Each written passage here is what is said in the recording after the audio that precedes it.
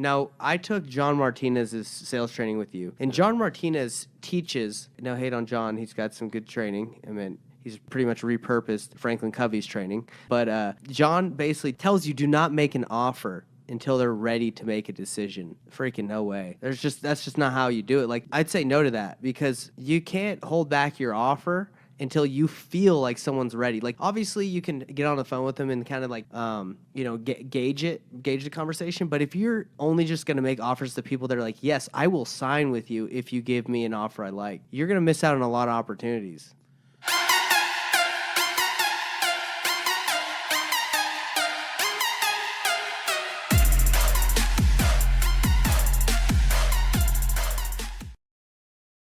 Yo, what up? What's up, guys?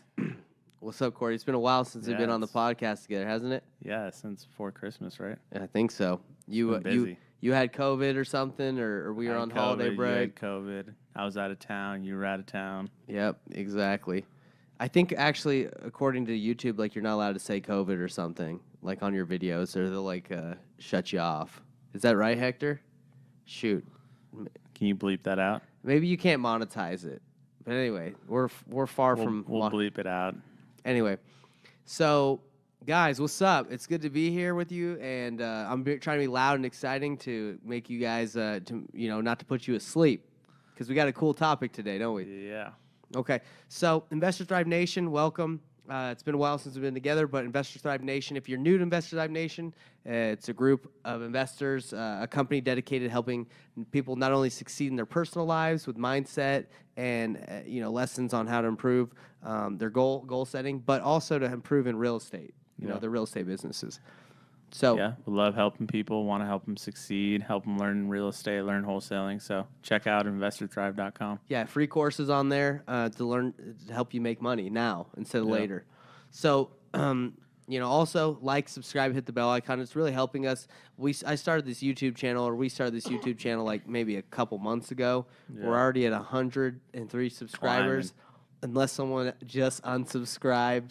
But yeah, we're trying to get to that, get those plaques, the silver plaque for 100K. One day. I mean, I'm trying to get to 1 million by the end of the year. Gold plaque. Yeah, the subscribers. Maybe we'll get there. Who knows? I mean, we got to shoot the aim high. Share this with your friends so we can hit that goal. Yeah, exactly. So, what are we talking about today, Corey? Why would anyone even subscribe? Like, how is this going to help them? So we wanted to talk a little bit about kind of the biggest lessons we've learned this year. So, we've been wholesaling for a few years now, and we've had a lot of pitfalls, made a lot of mistakes. Oh yeah, dude. Done a lot of things the wrong way. So Corey, we want to talk about what we've learned. So why would anyone listen to us? Why me and you? Why Off-Road Homes? Why do they care about what we got to say? Well, I think we're pretty average people. Oh, right? Yeah, we're average, just like everyone else. We've taken the IQ test from, what is that? Not the IQ test, the Jordan Peterson. Personality test. And, we're pretty middle of the range, right? Yeah, depends on the personality, right? Middle of the road. So if you want to learn how to run a business from guys that are average, we're your guys. Yeah. We're not, we're not just some savant, some super smart people that, the reason why we're successful is because we're freaking smart as our IQ's out the super high. Yeah, I mean, we're like most people. We started this business with little to no experience, right? $0 actually. And no money. And so we've made it into a business that, now we have 5-6 employees. Yeah, we've done over $1 million, well over $1 million in assignment fees. Yeah. Not necessarily flipping properties, but just assignment fees. So if that's a big number to you, great. For us, we don't really know. For me, it's I can do better. Yeah, we feel like we've definitely, I won't say underachieved, but yeah, it's really hard we definitely could do better. It's really hard to look back and for me at least and be like, I'm doing great, right? Because my expectations of myself are so high. Yeah. I think we both expected to be at the point where we're making millions a year by this millions point. But we've made well over $1 million, which is that's over a few years. So if you think that's semi impressive, then listen to what we have to say, because we're in the freaking trenches. No one gave us this business. and we're all on this journey together, right? Like, Yeah. we're not trying to impress anybody. We're trying to No. help each other, help others, avoid the pitfalls that we, fell into, and learn from our mistakes, and like help them reach their goals just like we want to reach our Yeah, goals. I would say like we're more than qualified to help people that are beginners or people that are trying to learn how to build their business. If you're doing, honestly, I believe if you are in a wholesaling business and you're doing millions and millions of dollars a month or a year, millions, the guy who's actually at the top probably doesn't really even know what's going on. Definitely doesn't. He's got it set up the right way. He's got it set up the right way, so you can't do it by yourself. No, not even close. So like he's definitely got. I mean, we've talked to a handful of guys that are at the top of, multi-million-dollar wholesale business, and one of them didn't even know what call rail was. I'm not gonna put his name out there, but we're not gonna put him out there on blast. But I was at one of his events, right? We paid like $7,000 to go to one of his $7,500 to go to his events because we were like newer, so we're like, oh yeah, we'd love to learn. And by the way, learning is constant, right? Like we're always paying for coaching. But I went up to him and I'm like, hey man, what do you use for your to handle all your marketing calls that are coming in? Do you use CallRail? And this dude that runs a $1 million, supposedly $1 million they do. wholesaling Supposedly business, like 4 or 5 million a year or more. I was like, what do you use CallRail? And he's like, what's CallRail? Bro, CallRail is like the most basic tool Is like one of the top 5 like softwares for wholesaling, for managing your marketing. So for wholesaling, period, like that's a top 5. So when I heard he didn't know what CallRail is, I'm like, dude, this guy probably has no idea what's going on in his business. He's like so out far out of it. He probably has hired a COO or someone to run it, which is great. Like, not knocking that. That's awesome. That's great. We're just not there yet. I mean, I wish we could hire someone so we could freaking go make podcasts all day, every day. But, we only can afford to do it once a week. Yeah, I mean, if anybody out there is a good COO, is very detail-oriented, very conscientious, hit us up. Yeah, like very, like you said, organized, like orderly. Exactly, like me and Corey, like you could call it visionaries. Like ideas. We both like being creative and coming up with new ways to do things and speculating, like thinking of better ways to do stuff. But to implement it, that's where I struggle. We've definitely struggled with that. So if you, like I said, if you're watching this or millions of viewers, and you want to learn how to wholesale and you got that mindset, hit us up. We'd love to talk with you. We're looking for someone. Yeah, we're looking for somebody. So anyway, let's get into it, Corey. What have we learned doing over $1 million in wholesale fees? What do you think the biggest, like if there was one lesson, we'll go into a couple lessons, but for you, if there was one lesson that you have learned from running this business, like what would you say it is?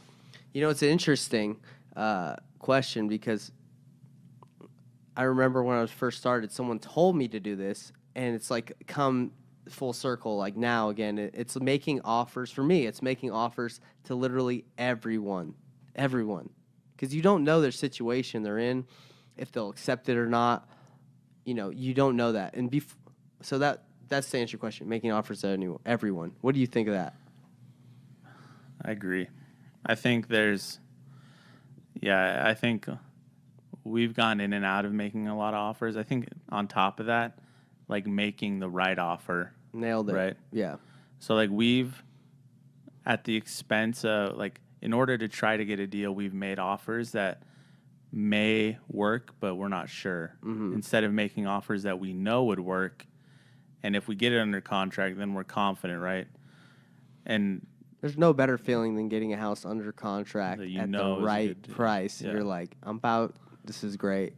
Yeah, so the past year, one of our biggest lessons is we've locked up a lot, probably 500 plus deals, contracts, right? That was because we went nationwide, though. You got to give them a little bit of that's nationwide. Like we obviously we're brand new to wholesale. We had a lot to learn as far as analyzing deals. Yeah, we're brand new to wholesaling nationwide, knowing a year what to pay. Yeah, and so locked up a bunch and have sold plenty. We've made lots of money selling them, but we've also not been able to sell the majority. And by the way, we're not just dipping on these contracts like the day before we're supposed to close. We're like within our due diligence period, we're telling the sellers like, hey, we're interested and we think we can pay this price. We just need to do a walkthrough. Then we do the walkthrough if it didn't work or nobody was we can't interested. find anybody, we'll cancel it. But yeah, that's making the that's a right big offers. lesson. Now let's kind of dive deeper into that so Investor Tribe Nation can learn from our biggest lesson. Now, I took John Martinez's sales training with you, and John Martinez teaches. No hate on John. He's got some good training. I mean, he's pretty much repurposed Franklin Covey's training. But John basically tells you do not make an offer until they're ready to make a decision. Freaking no way. That's just not how you do it. Like I'd say no to that because you can't hold back your offer until you feel like someone's ready. Like, yeah, obviously you can get on the phone with them and kind of like, gauge the conversation. But if you're only just going to make offers to people that are like, yes, I will sign with you if you give me an offer I like, you're going to miss out on a lot of opportunities. And the problem with that is like people don't feel ready until they hear the right number, right? Or until they hear an offer they like. That's when they feel ready, is when they hear and feel that this is the right offer. An offer makes it real. The reason why I'm bringing that up, everybody, is I used to, when I was doing the sales, a lot of the sales for our company, I would just make maybe 5, 6, 7 offers a month. And it would just be because, hey, man, I talk to people. They're not ready to make a decision. They got a lot of ish in the way. They're not ready. And so I would make that judgment. And it would, it'd be a lot of follow-up, which is fine. But then I'd go back and I'd call someone and I'd be like, hey, just following up, like, has your daughter moved out, or, whatever the situation was where I wasn't going to give my offer yet to lose my leverage. And they'd be like, yeah, I signed with someone else, or I already sold it. And you're like, what the heck? Like, you said you weren't ready. You said you weren't ready. And they're like, oh, well, someone made me an offer and I liked it. And then I'd be like, well, what was the offer? And it was like lower than I was even thinking. Let me give you another situation. There was this house in that I actually got under contract in, what's it called? I think it was in Ogden. It was the townhouse that we made $30K in a week. The lady had, she told me, like, hey, I'm not ready to make a decision. I got to do some stuff. So this is when I was still holding my offers back, but this worked for me. This is somehow how it worked. It could have backfired and I could have lost it. So I said, okay, I'll check with you next week. So I checked with her the following week, and she's like, oh, yeah, I'm already accepting another offer. Someone made me an offer. And I was like, I held back my offer. I was like, well, what did he offer you? Have you signed yet? And she's like, no. She's like, he offered me $190. And I was like, would you go with me if I could match that or beat that and maybe pay for your moving costs? And she was like, yeah. But she was literally about to sign without telling me. You just got lucky that you fit the right timing. Extremely lucky. She was about to sign that day if I didn't do my follow-up. She forgot about me. I wasn't a real person. I was just another yapper. They don't care about you. She didn't care about me. I was just another yapper on the phone, and some guy made her an offer that made sense, a lower offer, and she was ready to go. But I caught her at the right time, beat his offer. She went with me. Now, the amount of people that you hold back your offers from and the amount of people you could get by just making an offer that makes sense, presenting it in the right way, I also think crush it. Holding back your offer makes you, like, when you have the right person on the phone, like, if you don't make offers to everyone, you are more likely to, like, not make the right offer. Does that make sense? Go explain a little bit more. So, like, if we hold back our offers and we make less offers, like, I'm more likely to be like, I need this one to work out. Okay. And having a ton of them out there. I need this seller to, like, say yes to my offer. Otherwise, what deals are we going to have? Yeah. So, like, if I don't make offers to everyone, the few offers I do make, I need some of them to say yes. So I'm more likely to compromise on my price and come up to something that I think they'll accept rather than making the right offer. And as you know, that's bit us in the butt for the last... Yeah. And another thing is, like, if I'm selling my house and someone doesn't want to give me their number, I don't want to talk to that person. I get kind of offended. Like, I've had this happen before. I'm talking to a seller and they're like, just give me an offer. And I'm like, well, I just want to make sure you're ready. Like, because I play it smooth. I'm better at it, but you can still, they get frustrated. Like, dude, I'm talking to 5 people. I just want a number. And you're like, well, tell me why you're selling. And they're like, you don't get it. I'm trying to sell this house. Just give me your number. And with the John trading, you're like, well, let me see if I can get on this dude on another level. Sometimes people don't want to get on any level with you. They just want an offer. Just want numbers. It's interesting. I haven't really thought about it that much because I have we usually wholesale. We didn't have a lot of houses that we were trying to sell and get offers on. Like, for example, we're flipping 3 properties right now. All I care about on that house that's listed on the MLS that we flipped is what offers have come in. Like, what's legit? Not, hey, how many agents have called you and Trying to empathize with me. Yeah, or like trying to ask me the situation. If you're asking me questions, I think you're trying to lowball me. That's what I think. If you call me and you're like, call me and ask me why am I selling even any item, right? If I'm selling my laptop and someone hits me up, why are you selling this? like, why? Why It's do you like need they're to know looking that, for brother? a reason to get it lower. Yeah, like we told you in one of the videos, we sell a lot. We're starting to sell a lot of junk out of the flips that we buy to make money. And I was selling this grill, or something like a blender, or just to say any item. And some guys like asked me a ton of questions about it. I'm like, dude, don't ask me another question. Come and get it because I got 5 other people that are just willing to buy it. Like, I don't want to answer your questions. Think of how annoying that is.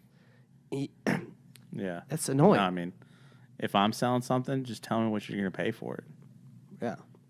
Now I understand when buying a house, it's a little bit bigger of a, I'm surprised more sellers have patience with us, though. Yeah.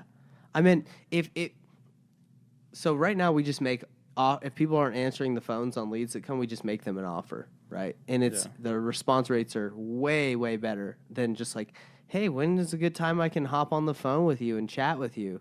Most people don't want to chat at all. I think that's why, like, the texting offers has worked a lot. Yeah. So full circle, dude. Sales is important. It does help you get deals and like negotiating all that stuff, but just know a lot of people do not want to talk to you. Yeah, it's definitely about reading the situation, right? Yeah. Some people, they might need like a friend or, someone to hold their hand. Yeah. Other people are going to be like, yo, just give me the numbers. Yeah. And we've had a lot of situations where we've helped people like out of their situation or help out of like, a complicated process. Like, I guess their property could be having some title issues and we've gotten the deal done. So I think we're not saying don't get on the phone, right? Yeah. Get on the phone as much as you can. But holding back your offer, it could fire some people up. Again, we're selling 3 properties and when we talk to the agent, we don't want to say like, hey, what conversations have you had? We just say, well, okay, what offers have come through and who's ready to put down earnest money?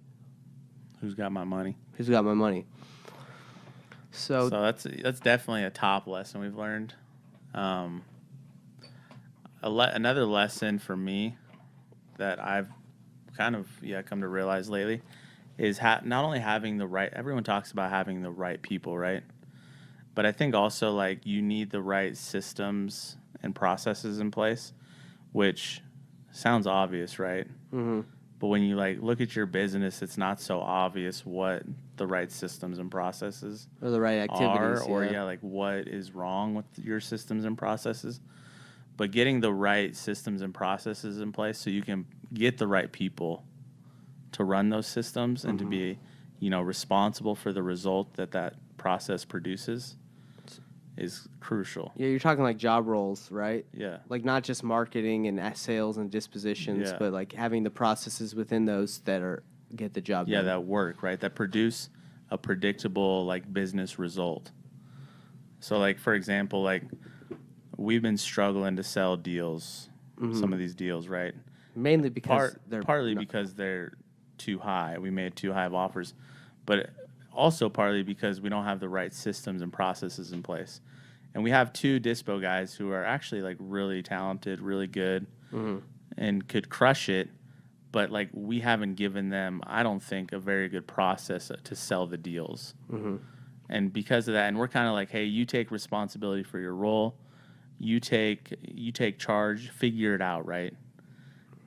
And yeah, it just hasn't worked. I wish that was the case. Like Like, wish you could just tell people It's kind to of like figure it out. my mindset was like, hey, they should take ownership over it.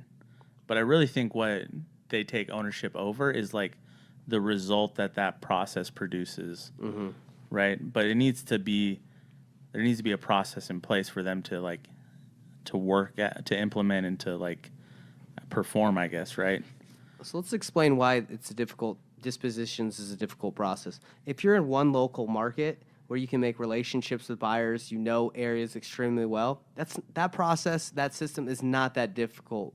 It's the nationwide process of getting a deal almost in a new city, a new area every time. Where you have no buyers. We have no buyers, and you have to pretty much start from scratch. You got to pull lists, skip trace them, text them, cold call them, email them, get on the phone with people that don't know who you are. That process is arduous, if that was the right word. It's a long process. It can take some time. It's difficult. I don't think there's that many nationwide whole disposition companies that exist that have mastered it. Maybe within their companies they're okay, but like if it was something that could be solved, somebody would have done it already. Like I'm not saying it can't be solved, but it's not easy. Yeah, it's definitely a challenge. I mean, we've tried to sell hundreds of deals, and yeah, it's been a battle. So, but if you can create the right, and obviously like our system and process that we have for selling deals is like 10 times better now than it was 6 months ago. Yeah, or we a sell year deals, ago, right? not to get yeah, we twisted. sell plenty of deals, but we want to sell more deals on almost every deal and be able to sell most of the deals we have. Yeah. So there's definitely deals that we didn't sell that we probably even had at the right price, but we just couldn't get a buyer for it. Yeah.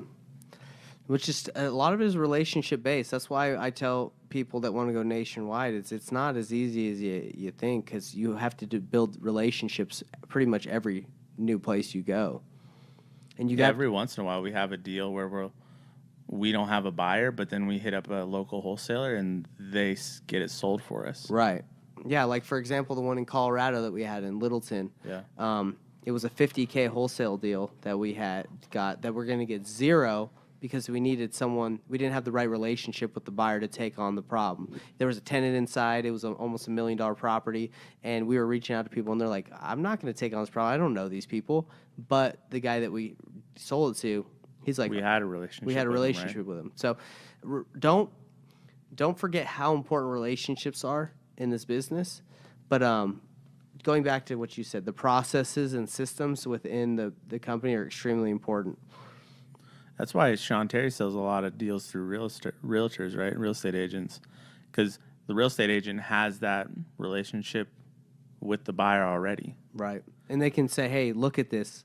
Because I think about this all the time. My phone, I get notifications from T-Mobile, like trying to give me free stuff, Burger King, whatever. Everything's fighting for your attention. Social media, Instagram, Facebook, your phone, your kids, your wife, your family, everything's fighting for your attention. And then you, on top of that, you get a random text from a guy like me that you've never heard of saying, I got a deal. And you're like, okay, I'm getting distracted by everything. And now should I take my time to look at this? Why would they take the time to look at that deal, right? Unless something catches their eye, like it's super discounted. Catches their eye or it's already top of mind. Yeah. But that's the one hard part about dispo is what is the reason why you're not selling your deals? Is it because you're not, like, the texts aren't going through, the emails aren't going through, right? Or is it because the text wasn't interesting enough? Or was it because the person just doesn't trust you? I mean, there's so many reasons. I think you can eliminate the factor that it's not low enough pretty quickly by just getting on the phone with some people, right? Just ask them. You mean if it's not a good enough deal? Yeah, if it's not, you didn't get it low enough. But if you're getting no juice on it, like nothing, then you need to get on the phone after sending all that crap out, the marketing, and find out. And I think that's because we've tried so many deals all at once, a lot of that, what I'm saying, get on the phone and find out, wasn't getting done. Should have gotten done. Yeah. No, and that's a part of the process now is we have, so our, just to let you guys know, our dispo process now is day one, like we get all the info we need on the deal, underwrite it, make sure everything's good. Day two, we blast it out on text and Facebook and email. And then day three, we respond. Day 2 and 3, we respond. Then day 4, if we don't have anything, we start calling agents on it. It's a good process. And then day 5, we either are trying to set up showings or we're canceling the deal. Now, I It's think not a where deal. a lot of that process got jacked up was throwing in 10 contracts that were subpar and just saying, hey, guys, get it done, figure it out. But now we have an underwriting process that's pretty good, right? You've been Yeah. working on that. Again, nothing feels better than getting a bona fide deal. Yeah, so like since we made the decision, like 2 weeks ago, that we're going to start only trying good deals that we believe are deals. Yeah, not And like iffy underwriting them? stuff. Right. This is how great it's been. So we've had like 3 or 4 contracts. 2 of them we've been able to like assign almost immediately with like almost no work. And then a third one we assigned through doing our process. And then we're looking, we're trying to find buyers for these other ones. We might be a little too high, but that's just for like, random reasons in the area. It's not because Yeah, it tenant didn't seem won't like a deal. leave or Yeah, whatever. like one of the deals is like a hostile tenant. So like we have it at 58,000, 60,000. 48 or whatever. Yeah, and most of the buyers are like, yo, if I got to take care of this, like I'm going to need it for 35, 40. Yeah, because it's a problem. Yeah, because it's a big problem, right? So that's going to happen, right? But we're close on that one. Yeah. So Yeah, and he might even understand, if we go back and we have someone that's interested, right? yeah, But anyway, so we got Investors Live Nation to break it down for you. Number one lesson we've learned after doing millions, or over $1 million. We haven't done millions yet. $1 million in wholesale fees. Make offers to everybody, right? And we're not saying to lackadaisically or not just shoot out an offer. don't just shoot it out. That won't work. If you're cold calling the phone book and saying, "Hey, is this Joe?" "Yes, Joe. What do you want?" "I'll give you $100,000 for your house." He'd be like, "What?" It's not going to work. You have to do a letter of intent. You have to send it off in the right way. You got to try to get them on the phone. If they don't answer, you want send the offer in the right way with a range. Yeah, we definitely have a system set up for doing it the right way.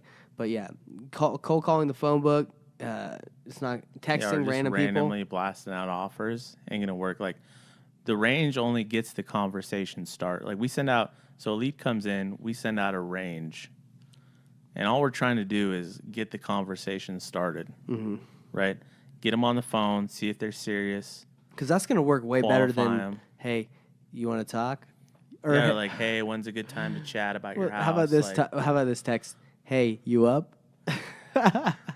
so like this is like to help initiate the conversation so that we can set up a time. And it also gets rid, like when you send out offers, it gets rid of the people that aren't serious about selling too, right? Yeah. Like if they're not serious about selling right now, like that's fine. We'll follow up with you in the future, but like we don't want to spend our time on the phone with you if you're not serious. I love it, dude. So like we do that, send out the preliminary offer, then we set up a virtual walkthrough where we get to see the house, Or we go in person if it's or here. we go in person, because to really help the underwriting process, we need to gauge repairs a lot better. Yeah, which before now we have not done Before at all. At all, you just offer a low price, and Yeah, it's they're just like, like "Why are you offering me so winging it. low?" And you're like, "'Cause that's your what I house need." probably sucks. Your house probably sucks. It doesn't. It's fully remodeled. Like, but hey, that's what I need to get it done. So yeah, so then after we do the virtual walkthrough, we do what's called the 2-touch method, right? Where we basically like the acquisitions guy and the seller are on a team against the underwriter, right? And so the acquisition guy tries to fight to get the highest price, and the acquisition guy comes back to me, and I have to approve the price, and we basically try to negotiate a deal. Yep. So that was making offers to everyone. Second one, having the right processes and systems. Now, that's probably the hardest part in being a business owner, is making sure everyone's doing the right activities. if you read it's the always book, changing, right? yeah, if you read the book Four Disciplines of Execution, it talks about the whirlwind. I think most businesses are in the whirlwind, including us. Like even today, I was stuck in the whirlwind. I don't know about you, but I was stuck in the whirlwind. And I think our guys, even though they have specific tasks and process, process and systems in their job, they get stuck in the whirlwind. They're like, it's a lot easier. It's a lot easier to talk to, maybe text this person back and forth, even though they're not interested, than me get on that phone. Yeah. And now that's why everyone's got to stay, hit their numbers. But anyway, so I guess those are two things that are huge. Now we don't want to take this too long. This is just obviously easy, and everyone should know. If you don't have leads, good luck. You don't have a business. Leads are the lifeblood. Yeah. So get leads. And people ask us like, what works? Everybody's doing something different. Some guys got commercials. We've tried everything. And what my answer to you to get leads is, you got to do it all. Yeah. And so just to clarify what a lead is someone who wants to sell a house, right? So we're trying to get people. When we're trying to generate leads, produce leads, we're trying to find people that want to sell a house. A lead is not someone that's on a list that you skip traced. That's not a lead. That's not a lead. That's just a name with a phone number that you that hope could has be interested motivation, in selling, right? Yeah. So anyone's like, oh, this is a fire list. Man, you don't know what's on that list. You're getting lucky. Yeah, I mean, you obviously want to hit targeted lists in the hopes that it's easier to find leads. Yeah. But it doesn't mean they want to sell.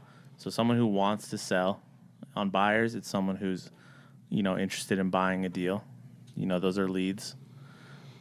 But if you don't have seller leads, so you ain't got nothing. You ain't got nothing. So 3 things we've learned that are huge in our business are making offers to everyone the right way, processes and systems, and you have to continuously get leads monthly. It's crucial. And if you don't have leads, like someone selling their house on the MLS, that's a lead. It's a lead. Offer, yeah. For sale by owner is a lead. Yeah, you can go make them offers. Technically, you could even look at it as other wholesalers as leads, them putting out their deals. So with our coaching program, I don't tell, it depends where you are in, the process of like how far you're along in learning, but I don't tell people like immediately get your marketing system set up and start paying money when you're not even ready to even underwrite deals or even know what a deal is. Like I would say, first thing I would have a brand new student do is, let's teach you to make offers on the MLS, make connections, look at wholesalers deals, JV. Do that so you understand what a deal is in your market before you start paying all this money. Like when we first started, we were just throwing money. We've always, even through our whole experience, we throw money. Yeah. Just, crossing your fingers. But really, at least now we know if anything comes across, like what a deal is. But if you're brand new, there's ways to get deals without spending money. It's a lot of work. You have to make a lot of offers, but better than just wasting money immediately. I think the first step anybody should take is like learning what a deal is, like learning how to underwrite deals and analyze deals. Because if you know what it is, that helps you know what to offer. Right. And if you know what to offer, like you're going to be able to sell a deal. Like a lot of times, like the way I look at it now is like, hey, if I lived in this area and had the cash available, like would I want to buy this deal? That's why we're taking down so much stuff in Utah, because we know it so well. And we're like, hey, why would I wholesale this thing when I can just throw on the MLS and I know someone's going to, wants it. Because there's not a lot of buyers who are going to buy something that like we wouldn't want to invest in, right, if we were in their situation. Right, yeah. So like looking at it from the investor's eyes, because that's who your customer is, right? Like the investor has your money. Yeah, I mean, honestly, wholesaling is just... you need to bring them value. Wholesaling is just an exit strategy, but I don't even think it's the best strategy. Yeah, it just depends, right? It depends. Like if we had millions of dollars that we had from private lenders or our own, I would probably just take everything down. Yeah, I mean, with the way the market is right now, yeah. It depends on the area, right? Like, so anyway, we've talked about making offers that work, processes and systems in your business, and avoid the whirlwind, and leads. Now we've kind of hit our time, but what's one thing, Corey, you can say from our experience that you've learned not to do? Well, we have a couple stories. One's fresh today, so that one probably hurts the most right now. You want to tell them? And it also is one that we haven't It's not over yet. we haven't solved Well, yet. let me before you go into that, we'll say don't buy a house in California with a squatter inside because it's going to be hard to get them out. Yeah. They technically have We got rights over lucky. there. Yeah, we can tell you this another time, but we bought a house. We closed on it. We didn't know there was a squatter in there. We found out when we were trying to sell it, we found out that there was. The buyer's like, I ain't buying that with the squatter. You got to get him out. So we asked him to get out, and the guy said, yeah, for $3,000 and give me 30 days to vacate the property. So me and Corey flew down there and kicked his A. We got his A out of there. We were like, you ain't holding up this transaction. You're getting out. We had too much on the line. So we got in there, got the squatter out. Police got involved. It was crazy. We got lucky, but we'll tell you that for another time. But do not buy property in California with a squatter. Try to get them out before you close. Yeah, and obviously the lesson we learned this very day, this morning, was you got to really verify and vet before you send someone earnest money, right? Yes. So You want to elaborate on that? I'll give you the short version because I don't want to take forever. But we have a deal. We're trying to get it through probate. She said she needs. It's a great deal. I mean, I'm talking like 6 figures easy. And she is married. She is married to the guy who owned it. Well, was married. He passed away. So she has to go through So probate. it has to go through probate. We got her under contract. We have her under contract. And we said, hey, she's going through some hard times, so she's asked for some money. And we were like, okay, have you already started the probate process? She's like, yes, here's my attorney. So we call the attorney, and she hasn't deceived us up to this point at all, other than she just doesn't answer a lot. But I've heard her too.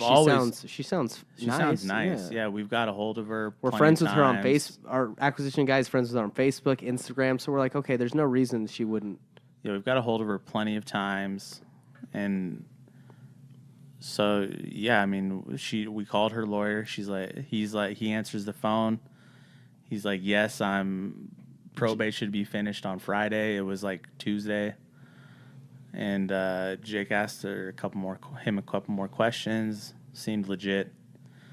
And then the next day, I woke up in cold sweats, a nervous sweat. I just we didn't verify enough. Looking back, and you PayPal'd her. Yeah, and I had PayPal'd her, sent it through PayPal. How much? $2,500. Okay. And we're luckily we didn't send it all at once, right? Yes. Which I obviously never do it, but we're supposed to pay her this week again. Another, I don't remember what, $1,500 whatever or something. So we're trying to get a hold of her again. Just be like, hey, to Fisher, be like, hey. Before that, so now we found out we called the office of the lawyer that she gave us, and he's like, we don't do probate, so. So one thing that you didn't do, which we should have done before we sent the money, is called obviously. The attorney's office, not the attorney, but the office, and be like, hey, are you actually handling this case? Which is kind of that's what we assumed we did when we talked to the lawyer, right? You thought, but you called the cell phone directly. The lawyer, yeah. So that's where we slipped up. Is so not who verifying. You had called, it was probably not the attorney. Well, yeah, Jake skip traced the phone number, and it's a guy named Carlos. Looked up, and some guy named Carlos, which. That could be wrong. Right. For all we know. So you learn never send a seller earnest money up front unless it's tidied up at title. Yeah, title's huge, right? We could have sent her money and she could be answering us and not trying to snake us, and it still could never work out. You know what I mean? Yeah. Because she's not even on title yet. Yeah. So we were gambling. What if she didn't really have the legal rights, but she thought she did, right? So instead of doing that, we should have just paid for the probate process and just done it for her. No, so she said that the probate attorney was willing to do the work and then get paid when the house closed.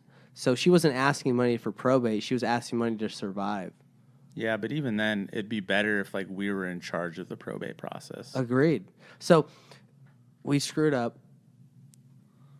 And we just need to You need to learn Yeah, from so our experience. yeah, Verify. Double, triple. We thought we verified, but if we would have double, triple verified, we would have been fine. Now, I don't think it's completely done for. Like, we still have her No, we're email, gonna figure it phone. out. We're gonna figure it out. We don't lose out on that Yeah. kind of money without figuring it out. Like, We don't get clouded taken the advantage title. of. We clouded the title. Says we own it somehow on prop stream. Yeah, we've been in situations like this. We figure it out. And that's kind of that's another lesson. Don't ever quit. Because you can figure it out. Bro, let me tell you something. If you're a quitter, don't even try this business because you're gonna get rocked. Yeah, like with the squatter, if we would have just quit, like seemingly like there's no solution, right? Yeah, he didn't want to get out. He wanted $3,000 and 30 days to vacate like he was a freaking tenant. Yeah, so like, let me give a shout out to Jerry Norton because I know he watches this stuff because me and Jerry tight. Jerry said, if you haven't been sued in real estate yet, you ain't doing enough. Because that's just what I mean, not saying that he's been sued a ton. He's just saying it's aggressive. It's an aggressive business, dude. People lie. I mean, it's the most expensive purchase of most people's lives. Like a lot of money on the line, right? Sellers lie. People aren't honest, unfortunately. Squatters don't leave properties that they aren't even supposed to be in. It's a wild west out here. He taught us about the dip. The great dip. Yeah, the dip. Before you can get to any level of success, you have to go through a dip. And I feel like we've been in a long dip, brother. But the bigger the dip, the bigger the success. But the thing is, like, you have to enjoy your successes along the way. We've done great. We're good. We're learning a ton, and we're sharing it with you guys. Now, I don't know.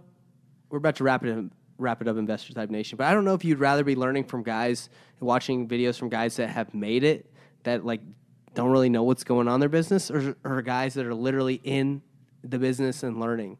I would probably just try to keep it real too. Like, I mean, we could portray things in a positive light only to make us look, better than it really is. But yeah, we were talking about things are difficult as well too. Like, yeah, and I think social media. Last thing we'll wrap it up with is be careful with social media. Like what other gurus, coaches are portraying that like their life is so great. Yeah, but we could go rent a Lamborghini, throw on a turtleneck and a blazer, and look like we made it. But exactly, bro. But instead of rocking the jazz jacket from the DI, because I like the jazz. I like it. So the thing is, we're real, and I don't know if people don't always want real. They want flashy, and we're doing well. But don't let the social media don't let it fool you, bro. I fall victim to looking at social media and comparing my life and saying, oh, their marriage looks good, or hey, their business looks awesome, or that dude's loaded. And then you find out behind the deep, dark curtain, or whatever you want to call it, that things aren't always what it seems. So don't compare. I mean, look at Jerry. He's not that flashy. Yeah, Jerry's the man. He probably makes more than most of those wholesalers, those other wholesalers. Probably way more, to be honest. Bro, Jerry's a freaking baller. He's got Flipster going. He's got coaching, Flipster, his actual flips, wholesaling. He's got the high end flips. Like, bro, most of those other wholesalers are driving the Lambos with the turtlenecks. Bro, that's all fake, dude. Because those dudes, yeah, I don't. They just rented that. They rented that Lambo to make a quick video, and they got to return it, and they got it from Turo. But Jerry, I saw Jerry like a week ago. Or 2 weeks ago. Dude's wearing just a normal shirt and some khakis. You would just seem like average Joe. Dude's a multi-millionaire. He's a baller. Yeah, it's crazy. Respect. Shout out to Jerry. All right, Investor Thrive Nation, thanks for joining us. Yeah. It's been fun. Hopefully we gave you some valuable insights. And we'll continue to try to do so. Yeah, and please comment. If you guys think, is there anything you'd like us to go over? If you think our content is good, if you don't think it's good, I'll take negative feedback. I'll take good feedback. I'll take whatever, because I want to engage. I want to talk with you guys. Yeah. We're not just trying to push coaching on you or just like, hey, we're just trying to make money off everybody. No, like we're trying to help. We just want to help. Yeah, we really want to help because we're going through it. We know you need help. in this We've been business. through it. We've been through it. And if you don't need, You don't need help, come tell us. yeah, so if you can don't need teach us help, about it. yeah, if you don't need help, you've freaking figured out how to get millions of leads for really cheap, hit us up. All right, everybody. Thanks again. Talk to you next week. See you guys.